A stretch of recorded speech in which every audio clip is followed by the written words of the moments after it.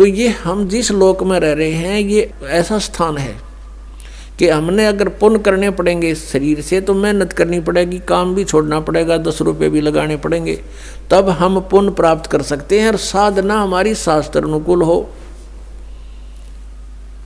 शास्त्र विधि को त्याग कर मनमाना आचरण ना हो, तो तब हमें पुण्य मिलेंगे। और पाप बराबर में लिखे जाएंगे, पाप अलग लिखे जाते हैं, पुण्य अलग लिखे जाते हैं।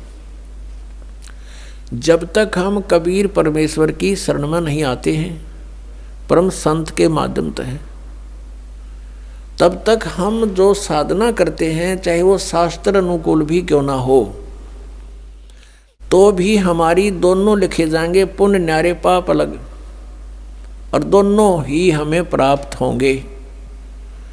उन भक्ति वाली साधनाओं का तो स्वर्ग महास्वर्ग में जिस झूठे सुख को सुख मानते हैं वहाँ मिलेंगे, और जो पाप अलग लिखे हुए हैं वो मिलेंगे हमने नरक में, या फिर 84 लाख योनियों में, या फिर मनुष्य जीवन प्राप्त होगा, उसमें भी कुछ मिश्रण किया जाता है पाप और पुण्यों का।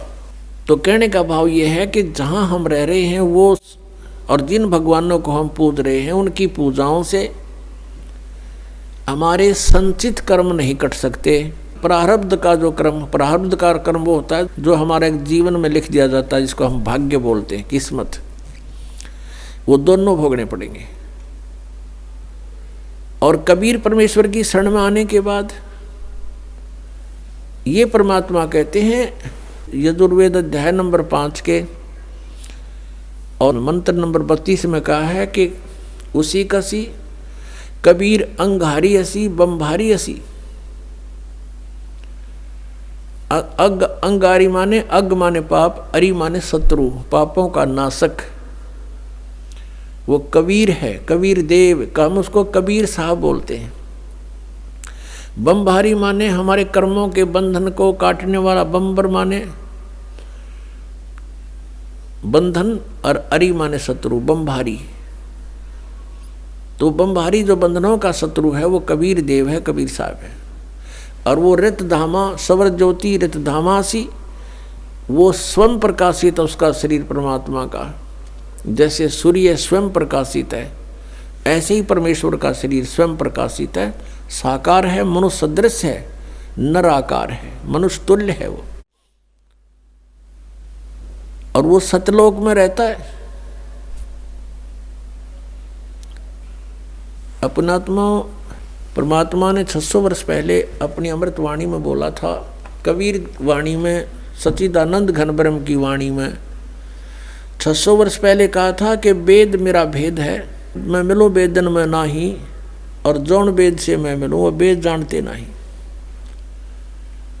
वेद मेरा भेद है, मेरी ही जानकारी, मेरी महिमा का गुणगान वेद कर रहे हैं, लेकिन इन वेदों में वर्णित विधि से मेरी प्राप्ति नहीं हो सकती, क्योंकि इन चारों वेदों में ब्रह्म तक की साधना का उल्लेख लिखा है।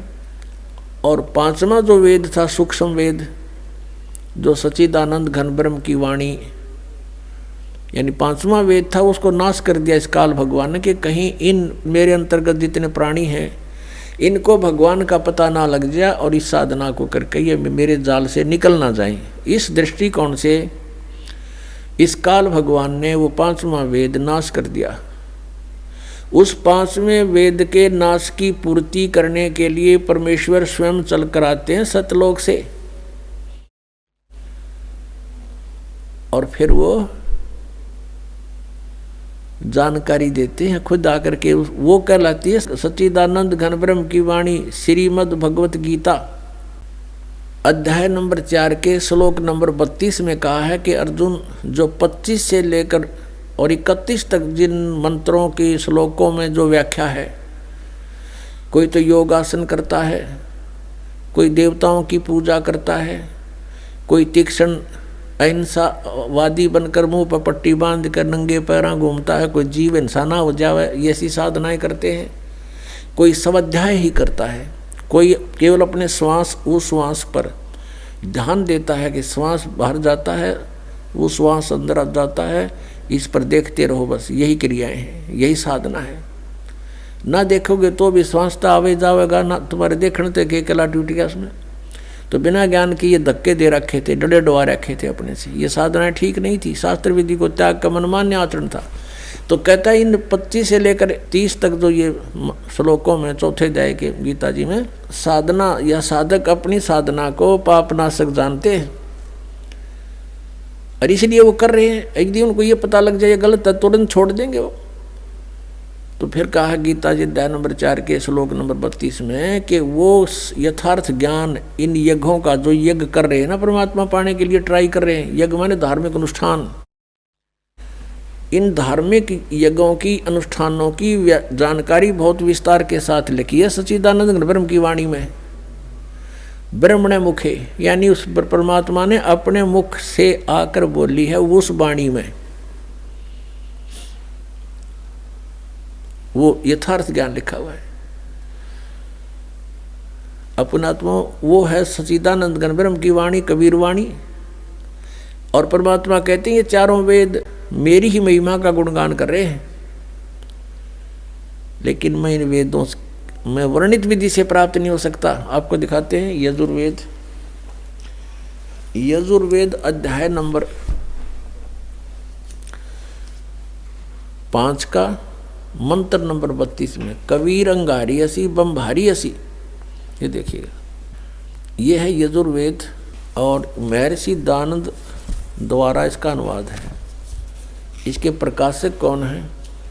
सार्वदेशिक आर्य प्रतिनिधि सभा 2/5 महर्षि दानंद भवन, रामलीला मैदान, नई दिल्ली से। यजुर्वेद आर्य भाषा भाष्य संपूर्ण 40 अध्याय, महर्षि दानंद सरस्वती कृत।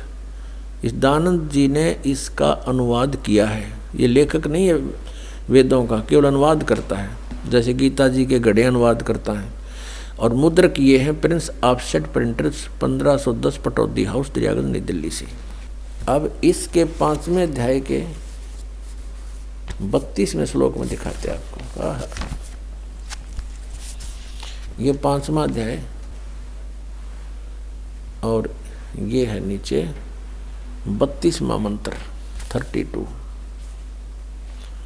यहाँ देखिएगा, उसी गसी, ये देखो कबीर अंगारी असी, हम इसको कबीर बोल देते हैं बै, अपने लैंग्वेज में हम बै बोलते हैं। कबीर अंगारी असी बम्भारी अविसुर असी। अच्छा, इसका इन्होंने अनुवाद किया है, ये देखेंगे। हे जगदीश्वर, जिस कारण आप, उसी के माने कांतिमान, असी माने हैं, और अंगारी माने खोटे चलन वाले जीवों के शत्रु। ये लिखना था, आप पाप के शत्रु हैं, पाप नाशक हैं। अब ये अनुवाद करता महर्षि दानंद का अपना ज्ञान सिद्धांत था कि भगवान पाप नाश नहीं करता, इसलिए इसने यहाँ बात उलझा दी। और फिर 8वें अध्याय के 13वें श्लोक में 6 बार लिख रखा भगवान पाप का नाश कर देता है, वहाँ इसकी बसाई नहीं। ये लिखना था, वो अंग माने पाप, अरि माने शत्रु, वो पापों का शत्रु कौन है? कबीर। अब इन्होंने इसको, ये कबीर है, कबीर, हम इसको कबीर बोलने लगे, और इसने ये कर दिया इसका कवि, और अर्थ कर दिया कांत प्रजय हैं। अब पहले हम इस, और फिर बम्बारी, ये देखो बम्बारी, बम्ब आरी माने, बम्ब माने बंधन, अरी माने शत्रु, बंधनों के शत्रु, यानी हम उसको बंदी छोड़ कहते हैं, जो बंधन काट दे, बंधन तो छुड़वा दे। हम कबीर जी को, कबीर परमेश्वर को हम बम्भारी यानी हम बंदी छोड़ कहते हैं, और इसको लिखने का फर्क है, या बंदी छोड़ लिख दे, बंधनों का शत्रु लिख दे, एक ही बात है। अब जैसे इन्होंने यहाँ जो गलती की है ना, यह गलत कर दिया। ये अगर या तो फिर कवि ये लिख देते यहाँ पर, वो कवि हैं बस, फिर भी हम मान जाते, न कुछ ठीक करने की चेष्टा की। कबीर का अर्थ कांत प्रजय लिख दिया, ये कोई बात हुई? अब जैसे ये यजुर्वेद है जिसको हम पढ़ रहे हैं, और इसका कहीं पर व्याख्या हो, अब दिखाते हैं आपको।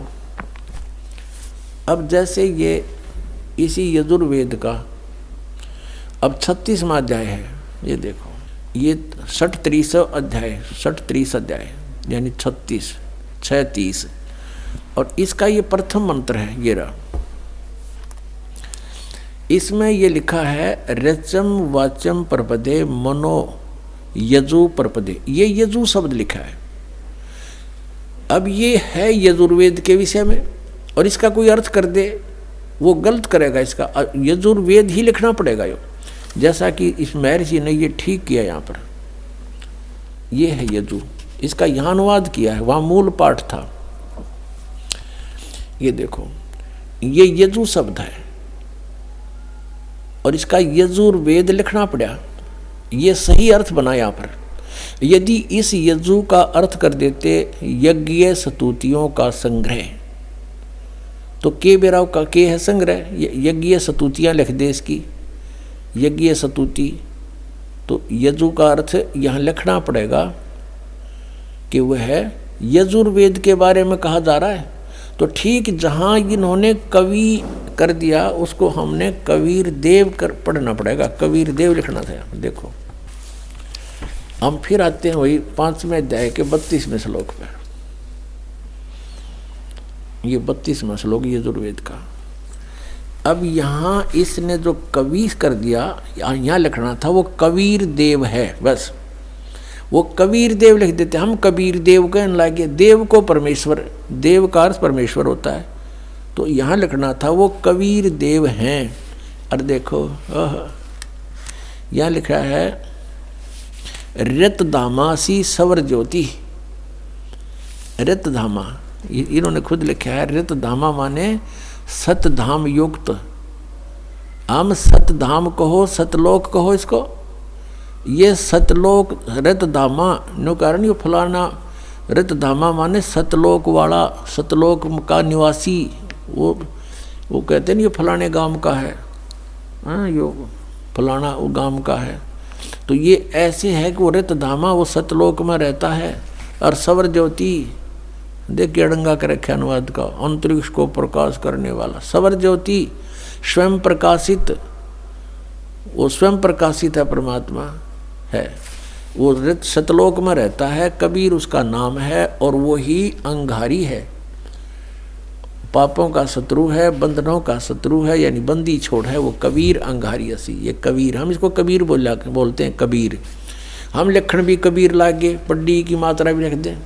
अब परमात्मा ने कहा वेद मेरा भेद है, मैं वेदन में नाही, और जौन वेद से मैं मिलूँ वो वेद जानते नहीं।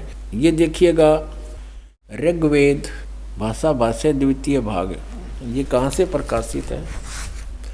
प्रकाशक हैं पंडिता राकेश रानी, प्रधान कार्यालय वेद मंदिर महात्मा वेद भिक्षु सेवाश्रम लेखराम नगर अब्राहमपुर मुखमेलपुर दिल्ली, दूरभाष इतना है।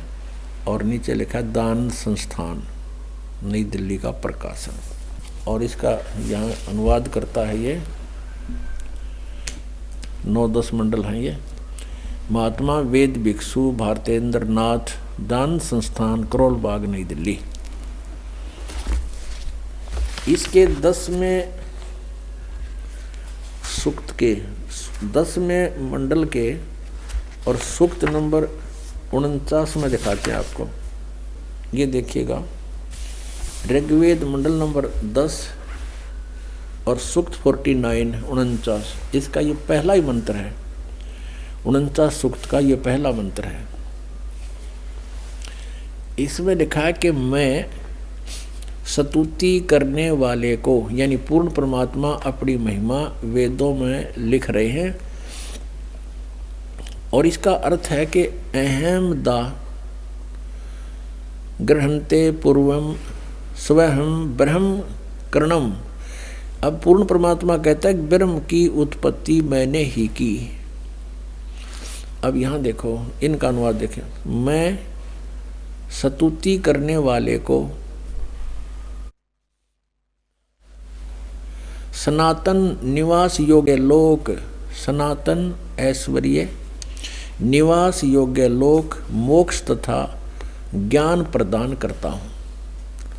मोक्ष भी प्रदान करता हूँ और निवास योग्य सनातन लोक, सनातन ऐश्वर्य जहाँ जाने के बाद फिर कभी आपका सुख नाश नहीं होगा, वो प्रदान करता हूँ। अहम ब्रह्म ये देखो स्पष्ट, ये भी पढ़ना पड़ेगा, हमना नहीं था ये गड़बड़ कर रहे हैं। अहम ब्रह्म करणवम, मैं वेद को उत्पन्न करता हूँ। ब्रह्म का अर्थ वेद कर दिया इन्होंने, ऐ तरह गजब भैया। मैं ब्रह्म को उत्पन्न करता हूँ। पूर्ण परमात्मा कबीर देव जी सतपुरुष ने ब्रह्म की उत्पत्ति की थी। फिर मूल संस्कृत पढ़ो, अहम माने मैं, ब्रह्म माने ब्रह्म को, करणव उत्पन्न करता हूँ, मैं ब्रह्म को उत्पन्न करता हूँ। ठीक है, इन्होंने जहाँ थोड़ी बहुत गलती करी है अनुवाद में, उसको हम शुद्ध कर लेंगे अपने ज्ञान से। और यह वेद मेरी ही महिमा की वृद्धि करता है। ये वेद मेरी ही महिमा करता है, चारों वेद मेरी ही महिमा गा रहे हैं। यज्ञ दान सत्संग करने वाले को सन्मार्ग में आदेश करने वाला मैं ही हूँ। करे करावे साईं मन में लहर उठा, और दादू सरदर जीव के आप बगल हो जा। कहता सब ये दान पुण्य सत्संग पुण्यात्मा जो मेरे से जुड़ गए हैं उनको मैं ही लाता हूँ। यहाँ पर मैं ही सन्मार्ग का आदेश करने वाला मैं ही हूँ। मैं सकल युद्ध में न देने वाले कुसंगी यज्ञशील जनों को ही हराता हूँ। हराता है यानी हराता हूँ, यानी कहने का भाव ये है कि ये मैंने तो ब्रह्म की उत्पत्ति की है, और जो मेरी सतभक्ति करते हैं, मेरी सतुति करते हैं, उनको सनातन लोक, सनातन माने शाश्वत स्थान प्राप्त कराता हूँ। और वहाँ से जब हम चले गए तो ऐश्वर्य आप पर रहेगा, वहाँ सारे ठाठ ठाठ, मृत्यु नहीं, कभी कोई बुढ़ापा नहीं, किसी चीज़ का भाव नहीं।